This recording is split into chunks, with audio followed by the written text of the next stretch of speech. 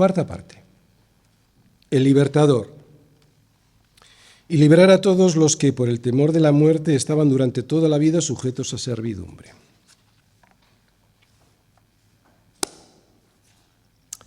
Alguien se puede preguntar, y con razón, ¿por qué Dios no destruye al diablo sin más y así nos libra de su poder y de su influencia, verdad?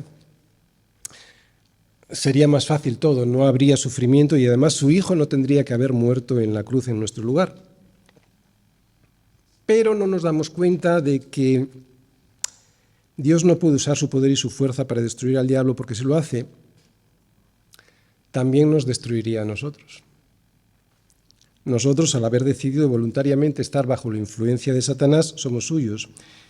Y si Dios le destruye, nosotros también seríamos destruidos.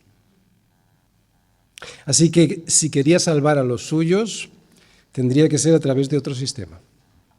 La fuerza ya la utilizará Dios en el día final, como nos dice, por ejemplo, Apocalipsis 20, versículo 10. Y el diablo, que engañaba a los santos, fue lanzado, esto es fuerza, a la fuerza, fue lanzado en el lago de fuego y azufre, donde estaban la bestia y el falso profeta, y serán atormentados día y noche por los siglos de los siglos. Lo hará, pero todavía no. Por lo tanto, ¿cómo puede liberarnos sin destruirnos? Creo que todos aquí lo sabemos, a través de la redención. Expliquemos este concepto. Redimir significa rescatar de la esclavitud a un cautivo mediante un precio. Más concretamente, comprar algo que ya había sido de uno, pero que se lo quedó otro por lo que sea, por haberlo empeñado o por tenerlo hipotecado. Así que en el caso de un ser humano, redimir significa poner en libertad a un cautivo que pertenece a otro, pagando un precio por su rescate. Y ahora la pregunta sería, ¿cuánto vale la vida de un ser humano? ¿1 millón de euros? ¿6 millones de euros? ¿20, 100 millones de euros? Pues no. La vida de un ser humano vale la vida de un ser humano. Por lo tanto, no se puede pagar menos que la vida de un hombre para rescatar la vida de otro hombre. Por eso el Hijo de Dios tuvo que hacerse hombre para poder rescatarnos pagando un precio. Vamos a explicar este pago. El diablo tiene poder sobre nosotros. Es un poder relativo porque el Señor sigue siendo el Señor, pero el diablo tiene un poder, aunque relativo, y es real. ¿Por qué? Porque hay algo que nos une a Él. ¿Y qué es eso que nos une a Él? El pecado. Y ese algo tiene que ser eliminado. Por eso, y para que el diablo pierda el derecho legítimo que tiene sobre nosotros, ha de ser destruido el pecado, que es lo que nos une a Él. Si el pecado no es destruido, el hombre correrá la misma suerte que Satanás e irá de cabeza al infierno con él cuando sea lanzado al lago de fuego y azufre, siendo atormentado día y noche por los siglos de los siglos.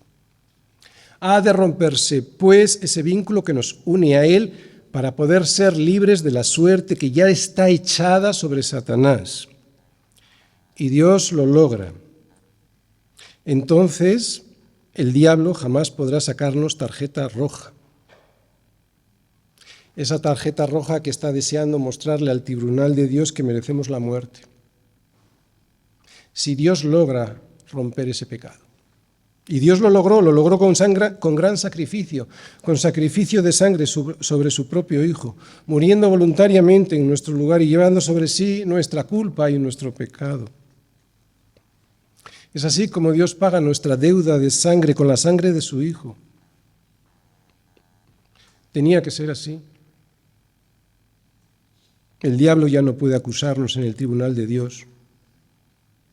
Cristo nos hizo libres de la tiranía de la paga del pecado, que es la muerte, y ya no habrá más muerte, ni habrá más llanto, ni clamor, ni dolor, porque las primeras cosas, esas que estamos pasando, las primeras cosas pasaron. El diablo tenía una larga lista con todas nuestras deudas, agravios y ofensas que le hicimos a Dios y a los demás. Este sinvergüenza y traidor disfrutaba presentándosela a Dios en nuestra contra. Pero con la muerte vicaria de Cristo en la cruz y su resurrección ya no se ríe. Es papel mojado delante del tribunal de Dios. Cristo anuló el acta de los decretos que había contra nosotros y que nos era contraria, quitándola de en medio y clavándola en una cruz. Y despojando a los principados y a las potestades, los exhibió públicamente, triunfando sobre ellos en la cruz. Ahora nuestro abogado en el tribunal de Dios, el Señor Jesucristo, es el que se ríe de él y de su estrategia que pensaba ganadora. El diablo siempre había pensado que había vencido a Dios. El diablo jamás se imaginó que Dios iba a morir en nuestro lugar para liberarnos de la muerte y del terror que nos producía. ¿Quién se lo iba a imaginar, verdad? Este era el as ganador que Dios tenía preparado desde antes de la fundación del mundo y que Satanás jamás imaginó que podría tener. La carta ganadora de Dios era Cristo. Cristo sufriendo por nosotros y pagando por todo lo que Satanás nos acusaba, con razón. Es sobre lo único que no mentía. Pero ya no le vale. No le vale porque ¿quién acusará a los escogidos de Dios? Si es Dios el que justifica. No le vale porque ¿quién es el que condena?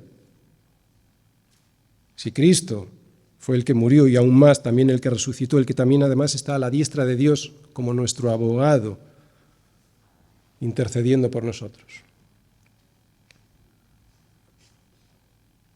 ¿Quién se atreverá a abrir la boca delante del tribunal de Dios teniendo el mejor abogado que podríamos tener, si Él mismo pagó y fuimos justificados de todas nuestras faltas y pecados por su misma sangre?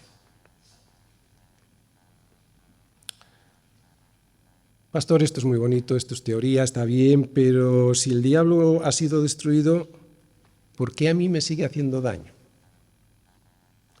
Bueno, no está destruido, pero sí desarmado, y eso le hace inútil. Porque cuando tú desarmas a alguien que te amenaza con un arma, en este caso el arma de Satanás, el arma que esgrimía era el acta de los decretos que había contra nosotros, pues deja de ser peligroso. Puede que te haga daño, y eso si Dios se lo permite, porque vosotros sabéis que Dios permite muchas veces el sufrimiento con un buen propósito, pero ya no es un daño que te va a llevar a la muerte eterna. Así que las puertas de la cárcel están abiertas y el diablo atado. Otra cosa es que no quieras salir. Eso es lo que hacen los incrédulos al no aceptar las llaves de Cristo y a veces incluso nosotros, porque no nos lo terminamos de creer. Muchos que escuchan las buenas noticias del Evangelio prefieren seguir presos y esclavos del diablo antes que creerle a un Dios bueno que dio la vida por ellos.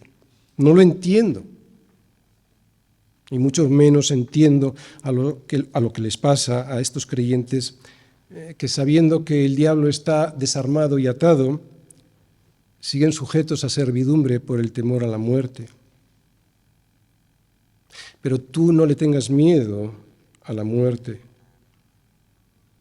Escucha lo que nos dice Juan sobre quién tiene las llaves de la muerte que antes te atormentaba. Dice Juan en Apocalipsis 1, versículos del 17 al 18, cuando le vi, al Señor Jesús, dice Juan, cuando le vi, caí como muerto a sus pies, y Él puso su diestra sobre mí, diciéndome, no temas, yo soy el primero y el último, y el que vivo y estuve muerto.